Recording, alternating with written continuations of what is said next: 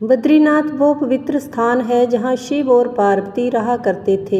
यह उनका घर था। एक दिन विष्णु भगवान के पास नारद मुनि गए और बोले, आप मानवता के लिए उत्तम मिसाल नहीं हैं।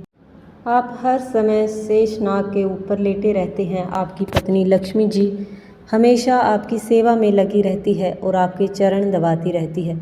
इस प्रकार आप अन्य प्राणियों के लिए अच्छी मिसाल नहीं बन पा रहे हैं। आपको सृष्टि के सभी जीवों के लिए कुछ अर्थपूर्ण कार्य करना चाहिए। इस आलोचना से बचने और मानवता के उत्थान के लिए विष्णु भगवान तप और साधना करने के लिए सही स्थान की तलाश में नीचे हिमालय पर आए। वहाँ उन्हें बद्रीनाथ जैसी मनमोहक जगह मिली, जहाँ सब कुछ वैसा ही था जैसा उन्होंने सोचा था।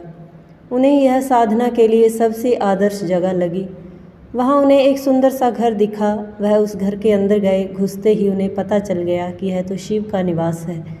अगर उन्हें गुस्सा आ गया तो वह मेरा गला काट सकते हैं। ऐसे में नारायण ने खुद को एक छोटे से बच्चे के रूप में बदल लिया और घर के सामने बैठ गए। उस वक्त शिव और पार्वती बाहर कहीं टहलने गए थे। जब वे घर वापस लौटे तो उन्होंने देखा कि एक छोटा सा बच्चा ज़ोर ज़ोर से रो रहा था। पार्वती को दया आ गई। उन्होंने बच्चे को उठाने की कोशिश की। शिव ने पार्वती को रोकते हुए कहा, इस बच्चे को मत छूना। पार्वती ने कहा, कितने क्रूर हैं आप, कैसी नासमझी की बात कर रहे हैं। मैं तो इस बच्चे को उठाने जा रही हूँ, देखिए तो कैसे रो रहा है। शिव बोले, जो तुम देख रही हो उस पर भरोसा मत करो। मैं कह रहा हूँ ना, इस बच्चे को मत उठाओ। बच्चे के लिए पार्वती की स्त्री सुलभ मनोभावना ने उन्हें शिव की बातों को नहीं मानने दिया। उन्होंने कहा, आप कुछ भी कहें, मुझे कोई फ़र्क नहीं पड़ता। मेरे अंदर की माँ बच्चे को इस तरह रोते नहीं देख सकती। मैं तो इस बच्चे को ज़रूर उठाऊंगी। और यह कहकर उन्होंने बच्चे को उठाकर अपनी गोद में ले लिया। बच्चा पार्वती की गोद में आराम से था और शिव की तरफ बहुत ही खुश होकर देख रहा था। शिव इसका नतीजा जानते थे, लेकिन करें तो क्या करें, इसलिए उन्होंने कहा, ठीक है, चलो देखते हैं क्या होता है। पार्वती ने बच्चे को खिला पिलाकर चुप किया और वहीं घर पर छोड़कर खुद शिव के साथ गर्म पानी से स्नान के लिए बाहर चली गई। वहाँ पर गर्म पानी के कुंड हैं। उसी कुंड पर स्नान के लिए शिव पार्वती चले गए। लौटकर आए तो देखा कि घर अंदर से बंद था।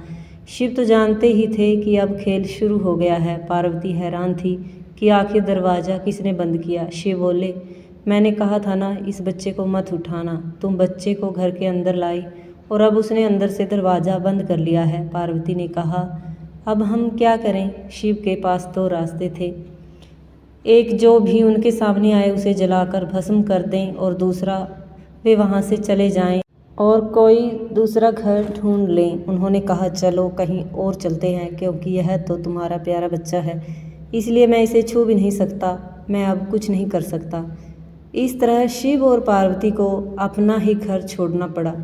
वे दूसरी जगह तलाश करने के लिए पैदल ही निकल पड़े। बद्रीनाथ और केदारनाथ के बीच एक चोटी से दूसरी चोटी के बीच सिर्फ 10 किलोमीटर की दूरी है। आखिर में वह केदारनाथ में बस गए और इस तरह शिव ने अपना खुद का घर खो दिया।